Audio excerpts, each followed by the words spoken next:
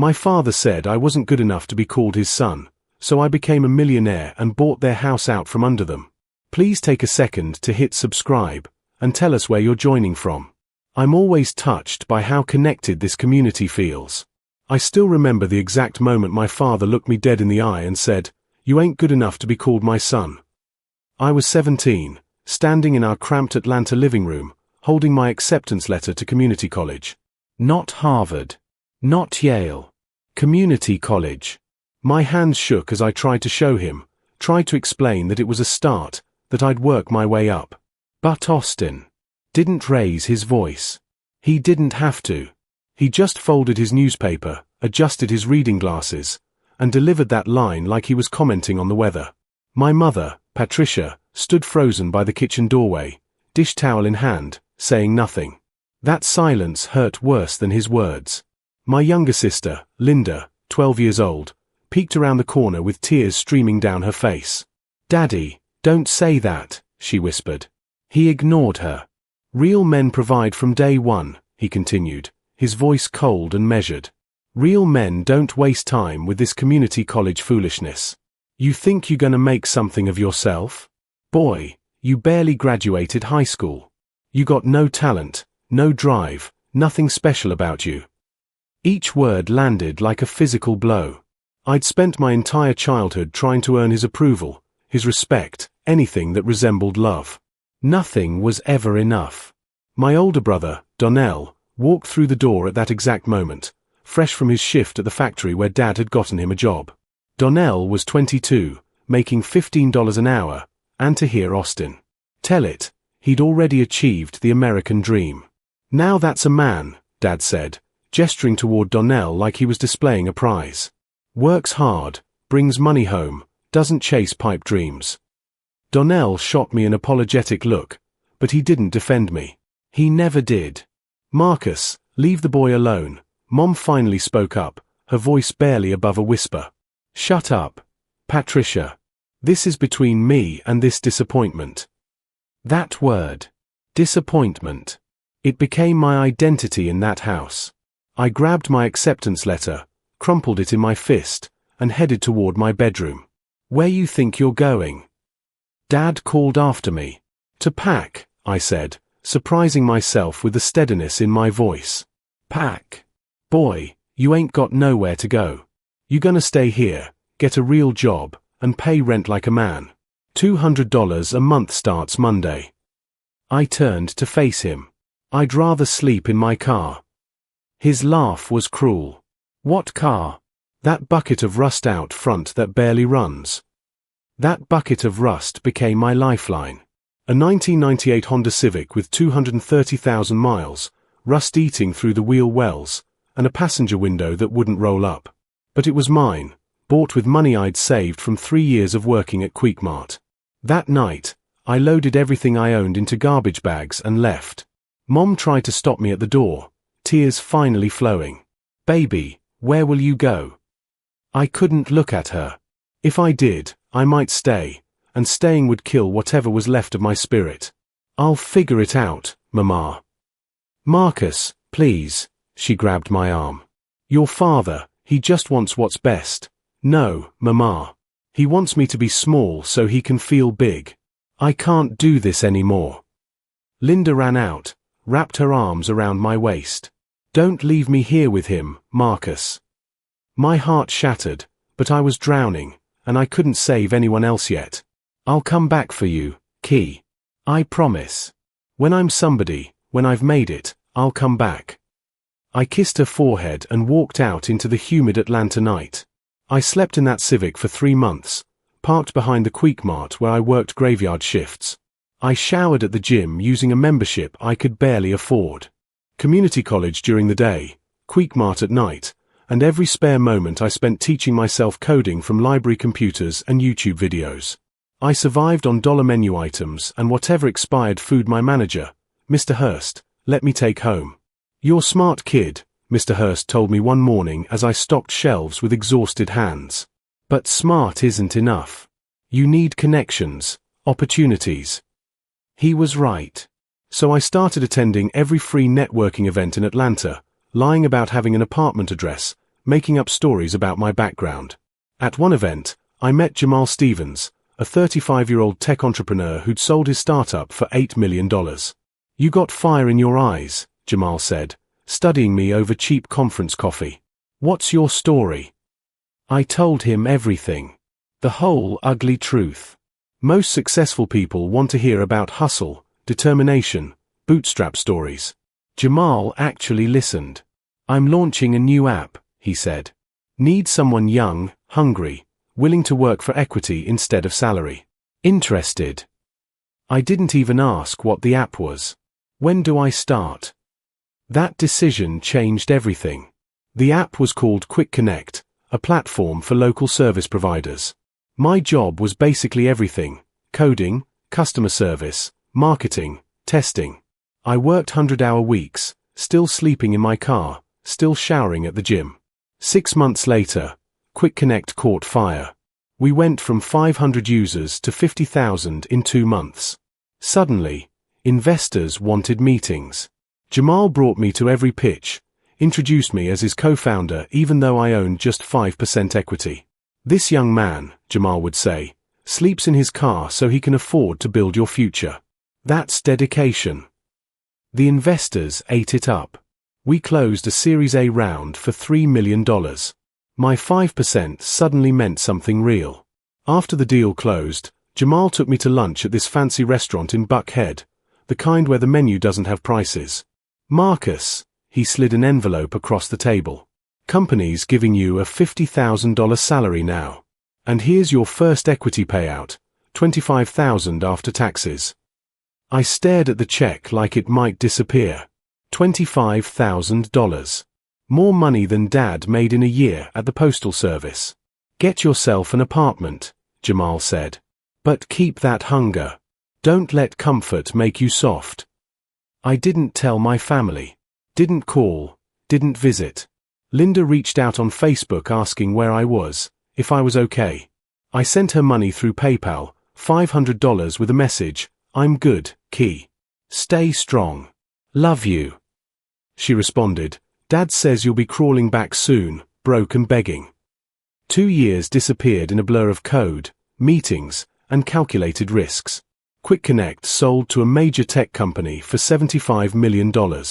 My 5% stake became $3.75 million after taxes.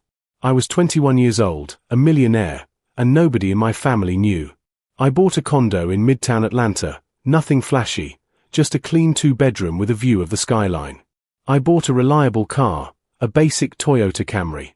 I invested most of the money, started my own consulting firm helping other entrepreneurs build their platforms. The money kept growing. But success felt hollow because the person I most wanted to prove wrong didn't even know. That changed when I ran into my cousin, Tasha, at a Whole Foods in Buckhead. "Marcus. Oh my God, Marcus." She hugged me tight, then pulled back, studying my expensive watch, my tailored clothes. "Look at you. What are you doing over here? You shopping in Buckhead now?" "I live nearby," I said casually. Her eyes went wide. "You live in Buckhead? Boy, what you doing for work?" I kept it vague, but Tasha wasn't stupid. She worked in real estate, had an eye for wealth. "You doing good for yourself, huh? Your daddy know?" "No. You should tell him. You know how he is, always talking about how I'm a disappointment who'll never amount to anything." "Yeah, I remember." Tasha couldn't keep her mouth shut. Within a week, my phone started ringing. First on L, "Yo, why Tasha saying you're rich? That true?" Then old friends from the neighborhood, people who hadn't spoken to me in years, suddenly wanting to reconnect, to catch up. I ignored most of them. But when Linda called, now 16 years old, I answered. "Marcus, is it true? Did you really make it?" Her voice cracked with emotion. "Yeah, Key. It's true." She cried. Not sad tears, happy ones. "I knew you would. I told Daddy you would, but he just gets mad every time I mention your name. Says you abandoned the family, says you think you're too good for us now." "I don't think I'm too good for you, Key. Never." Can I see you? I met her at a coffee shop near her high school. She'd grown tall, beautiful, smart. She showed me her grades, all A's, talked about wanting to go to college, wanting to escape like I did. Daddy says college is a waste, she said quietly. Says I should get married, have babies, be practical. The old rage flared up. Don't listen to him. You're brilliant. Key. I'll pay for your college, all of it. You just focus on getting in. Her eyes filled with tears. Really? I promise. And this time, I can keep my promises. Mom called me for the first time in 3 years. Marcus, it's your grandmother. My heart dropped. Grandma Rose was the only family member who'd told me to chase my dreams, who'd slipped me $20 here and there, who'd believed in me. Is she okay? She passed, baby, last night, peacefully in her sleep. I attended the funeral, sat in the back, avoided eye contact with my father. After the service, the lawyer read the will. Grandma Rose had left me $50,000 and a handwritten letter. Dad stood up, furious. That's not right. She was confused at the end. That money should go to the family, to people who actually stayed, who actually cared. She was sharp as a tack until the end, Mr. Wright, the lawyer said firmly. I opened the letter right there. Marcus, my brilliant grandson. I know what your father said to you. I know why you left. He was wrong. You were always good enough. Always. Use this money as a foundation, but I suspect you don't need it anymore. I'm so proud of you. Keep rising. Your grandma who always believed. I folded the letter carefully, looked at my father for the first time in 3 years. I don't need this money, I said. Give it to Linda for college. Dad's face turned purple. Don't you tell me what to do with family money. You ain't been family for 3 years. I started watching their house. Not like a stalker, just driving by occasionally, remembering. The place looked worse than I remembered. Peeling paint, overgrown yard, sagging porch. I knew Dad's postal pension wouldn't last forever. Knew he'd refinanced the house twice trying to keep up appearances. Then I got a call from Tasha. Marcus, you sitting down? What's up? Your parents' house is going into foreclosure. They're 3 months behind on payments. The bank's about to auction it. Something clicked in my mind. A terrible, beautiful idea. When's the auction? Next month. Marcus, what are you thinking? I hired a lawyer, set up an LLC, did everything through intermediaries. The day of the auction, I sat in my office watching via video call as my lawyer bid on the property. 3 other bidders competed. We went back and forth. Finally, at $247,000, everyone else dropped out. Sold, the auctioneer declared. I owned my childhood home. The house where I was told I'd never be enough. I waited 2 weeks before making my move. Had my lawyer send the eviction notice, standard 30-day notification. Then I drove over personally. Dad answered the door, older, grayer, smaller somehow. What do you want? We need to talk. We got nothing to say. I got legal problems right now, don't need your fake concern. I handed him the deed. It's already done. He stared at the document, his face cycling through confusion, realization, shock, and finally rage. You bought our house. The bank sold it. I bought it. That's how capitalism works, right? That's what real men do. They provide. Mom appeared behind him, her hand covering her mouth. Donnell came to the door too, still in his factory uniform. Marcus, man, you can't be serious, Donnell said. Oh, I'm dead serious. You have 30 days to vacate the premises. This is our home. Dad's voice cracked. It was your home. You couldn't keep up the payments. Now it's mine. Why would you do this to your own family? Mom's voice trembled. I looked at her, really looked at her. Because family doesn't tell their son he's not good enough. Family doesn't stand silent while a child is destroyed. Family doesn't kick someone when they're down and then demand loyalty when they're up. Dad stepped forward, his fist clenched. I didn't flinch. Go ahead, I said calmly. Assault me on my property. See how that works out. He deflated. 3 years ago, he was a giant. Now he was just a bitter old man who'd pushed away his best chance at redemption. What do you want? He asked quietly. An apology. Money. What? I want nothing from you. That's the point. Linda came to my condo that night, furious. How could you? They're our parents, Marcus. He stopped being my father the day he told me I wasn't good enough to be his son. So you're going to make them homeless? Make Mama suffer because Daddy's an asshole? That hit different. Mom had been complicit in her silence, but she'd also been a victim of Dad's toxicity. I'd thought about this moment for weeks. Linda, I'm not making anyone homeless. Here's what's going to happen. I'm offering Mom a deal. She can stay in the house, rent-free, for as long as she needs. But Dad can't live there. She has to choose. That's cruel. Is it? Or is it giving her the exit she's been too afraid to take for 25 years? Linda sat down, processing. You're really going to make her choose between her marriage and her home? No. I'm giving her the choice she's never had. Freedom or more of the same abuse. 3 days later, Mom called. I'll take your offer. But I need your help leaving him. He's not going to let me go easy. We planned it like a military operation. While Dad was at work, I hired movers, packed Mom's things, and helped her move into the house that was now legally mine, technically her rental. When Dad came home to an empty house and divorce papers, he called me screaming. You destroyed my family. The next 6 months were brutal. Dad tried everything, harassment, showing up at my office, spreading lies in the neighborhood. He told everyone I was heartless, that success had corrupted me, that I'd turned my back on my struggling parents. But something funny happened. People started taking sides, and more people sided with me than I expected.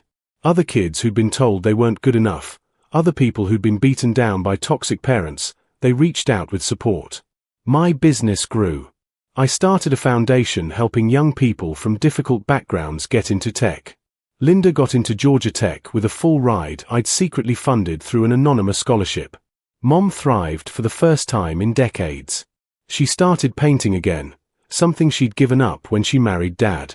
She got a part-time job at an art gallery, made new friends, smiled more. Donnell and I didn't speak much. He stayed loyal to Dad, moved into an apartment with him, helped him out. I respected that, even if I didn't agree with it. But every family gathering, every holiday, that divide remained. Then came the day I'd been building toward. I called Dad and asked him to meet me at a restaurant. Neutral ground. He showed up looking defeated, aged, broken. What do you want, Marcus? To tell you that you were wrong. You told me I wasn't good enough to be your son, I said, my voice steady. You said I had no talent, no drive, nothing special. You were wrong about all of it. But here's the thing I learned. Your opinion of me was never about me. It was about you, your fears, your failures, your limitations. You saw me dreaming bigger than you'd ever dared, and instead of encouraging that, you tried to crush it because it reminded you of everything you'd never become. He started to speak, but I held up my hand. I bought your house not just for revenge, though I'd be lying if I said that wasn't part of it. I bought it because that house represents every toxic thing you taught me about manhood, success, and worth. And I wanted to own it, literally, to prove that your version of reality was a lie. But Dad, here's your chance. I'm selling the house. And I'm offering you first right of purchase at the price I paid, no profit. If you can get a loan, if you can prove you've changed, if you can apologize to Mom, to me, to Linda for the years of damage, it's yours. He sat there, silent. Finally, he spoke. I can't afford it. Can't get the loan. You know that. Then I guess you'll have to accept that your actions have consequences. That being a man isn't about crushing your kids' dreams, it's about lifting them up. I stood to leave. He grabbed my arm, tears in his eyes for the first time I'd ever seen. I'm sorry. You were right. About everything. I was scared you'd be better than me, and I couldn't handle it. And you are. You're everything I never was. I nodded. That's a start, Dad. But it doesn't fix anything. Not yet. Maybe not ever. I walked out of that restaurant a free man. The house sold to a young family 3 weeks later. I used the profit to expand my foundation. And if you believe people should be treated fairly, no matter who tries to tear them down, hit that subscribe button. Only haters, manipulators, and toxic people like my father won't subscribe. Comment everyone deserves respect if you believe broken families can heal, but not until people like my father take accountability. Because if you can't stand people who crush dreams and then expect forgiveness without change, this channel is for you. This is Kinsley Wright, and I'm not my father's disappointment anymore. I'm my own success story. If you believe in standing up to toxic family members and building your own success despite them, smash that like button. If you stand against people who tear others down to feel powerful, comment I stand for justice below. And if you're not siding with people like my father who destroy their kids' confidence, subscribe, because only manipulators and dream killers won't. Let's build a community that lifts each other up instead of tearing each other down.